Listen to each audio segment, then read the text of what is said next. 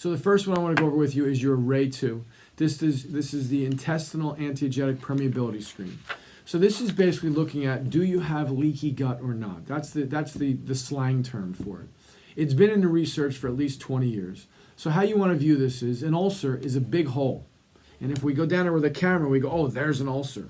But some people have no ulcer at all. And when they go down with the camera, there's nothing that they see. So they tell them there's nothing wrong, which is untrue. So you want to picture your gut as a screen with little microscopic holes. If I then took my pen and poked holes in that screen, that's intestinal antigenic permeability or leaky gut. And then what happens is now information that comes, food and other stuff that comes in through the gut can get in through those holes. And as they get in through those holes, they can create major changes in immune function because your immune system is sitting there waiting for them. And then gradually over a time frame also, now they produce antibodies, which creates chronic sustained inflammatory responses, and they release chemicals called cytokines, which can damage the brain and the whole body. It also dramatically increases the person's stress levels because the number one stressor in most cases that I see is not mental emotional. It is chemical stress coming from issues with the gut. 95% of all disease has been shown to be epigenetic, which means there's not genetic glitches. And the number one process that I see, and that most top practitioners, similar to the way I think, view things, is the number one process out there that's creating 95% of these diseases is a sustained inflammatory response, and all sustained inflammatory responses start in the gut. So there's three things that were measured. There's your actomyosin, there's your occludin zonulin, and then there's your LPS, or bacterial endotoxin. So let me explain this to you. So the cell lining in your gut is a single cell wall. So literally there's one cell that separates your gut from the inside of you. So if we get cracks or leaks in that, it's a big deal, and we don't want that at all. So the cells themselves, what we're measuring there is what's called the actomyosin. Then what happens is the thing that connects the cells together, the cross bridges, that's what's called your occludin zonulin. So those are proteins that connect the cells together. And then the amount of good to bad bacteria inside our gut, our large intestine, if it's balanced and we don't have very many bad bacteria down there or pathogenic bacteria, then we have what's called our normal gut microbiome, and health really starts there.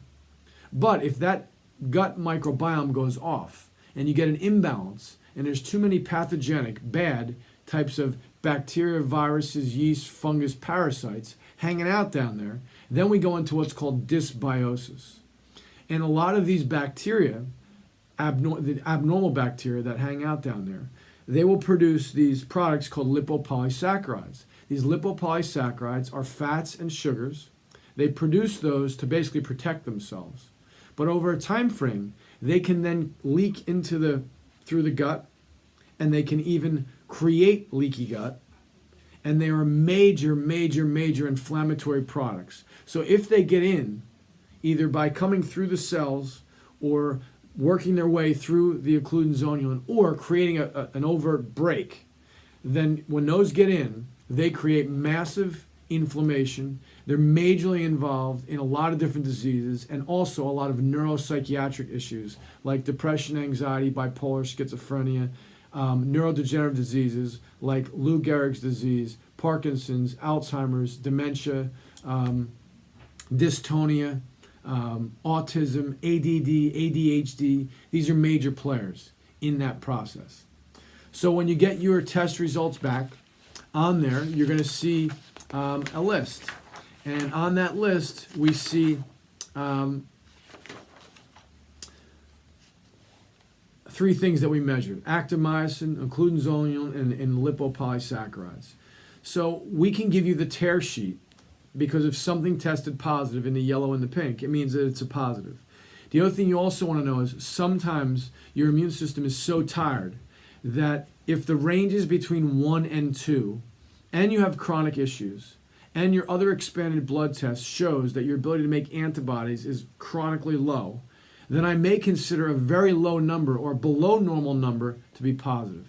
So for instance, if we get it back in your actomyosin, the range is between, let's just use a round number again, between 1 and 2, and you fire off a 0.9 or a 1, and I look on your expanded panel and it says, hey, the ability to make antibodies is low, I'm going to tell you that that's positive. I'm very conservative with these tests. I learned directly from the gentleman that runs the lab on how to interpret these. I run more of these tests than anyone in the U.S. Combined, except one other small lab, one other small office, a small hospital actually, in the Midwest. So I'm the #1 doctor in the New Jersey, and I do more of these labs than all other doctors combined in New Jersey. I've been using these labs since 2009 or 10. I've seen thousands of them. I know how to interpret them. And in my opinion, this is the best lab out there. Dr. Vujjani, who runs this lab, is the #1 immunologist pathologist in the world. He's published more papers than anyone combined. And he was the first person in the United States to get involved with food testing, autoimmune testing, food immune reactions, leaky gut.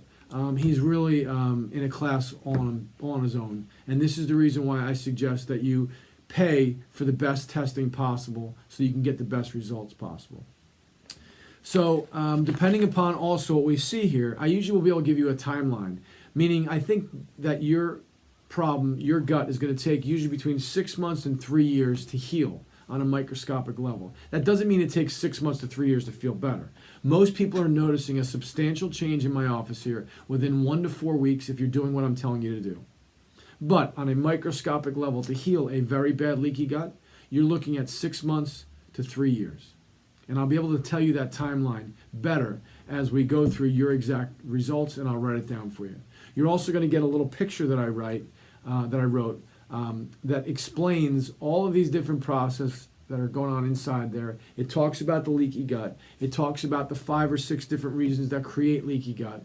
It talks about what happens if you eat something wrong. Let me just explain this to you too. If you eat something wrong that you shouldn't, let's just use the word gluten.